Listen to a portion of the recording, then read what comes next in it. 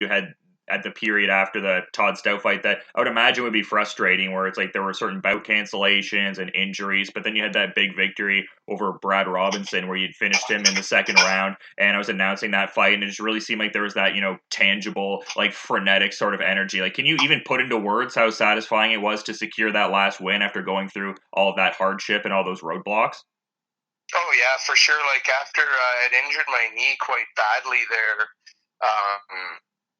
with the Todd Stout fight when I had got dazed there and went down, I actually ended up tearing my meniscus, just a hairline tear or whatever, but it caused me constant aggravation and inflammation. So I pretty much couldn't train anymore. I tried going into training camps, and my knee would cause aggravation. So it was very depressing time for me as an athlete and a warrior, not being able to go out there and perform. And with the Canadian medical system and how it works and stuff. Very thankful for it, but it's a long process to get any kind of surgery done along those lines. So I was, it almost took, I guess, 8 months to a year to get an MRI and find out exactly what was going on with my knee, and then it was another about 7 to 8 months to get my surgery done, maybe a little bit longer than that. So I was out for almost 2 years. So during that time, wanting to get back in there and redeem myself as a warrior, and all the people that believed in me and supported me definitely weighed heavily on my heart and my mind.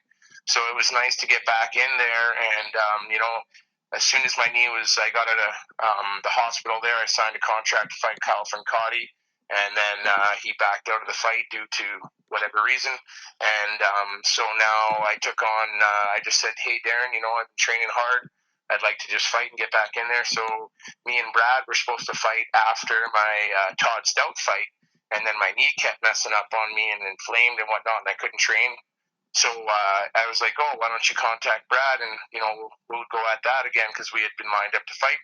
And I knew Brad never turns down a fight, and he's fought lots of tough guys himself, so he accepted the fight. So it was really good. I actually got a double redemption that day. I got to fight the opponent that I said I would fight, because the way I work is, when I say I'm going to fight and sign a contract, unless my legs get torn off my arms, and even then I'd probably try to get in there, I'll always show up to fight. And when I say I'm going to do something, I'm going to do it to honor everyone that believes in me and supports me. So it was definitely a double redemption, and it felt really, really good to get back in there and mix it up and prove that I am a warrior, and I fear no man. So No, and that's a great way to break it all down, man. That was an awesome performance to see and a payoff with all that. But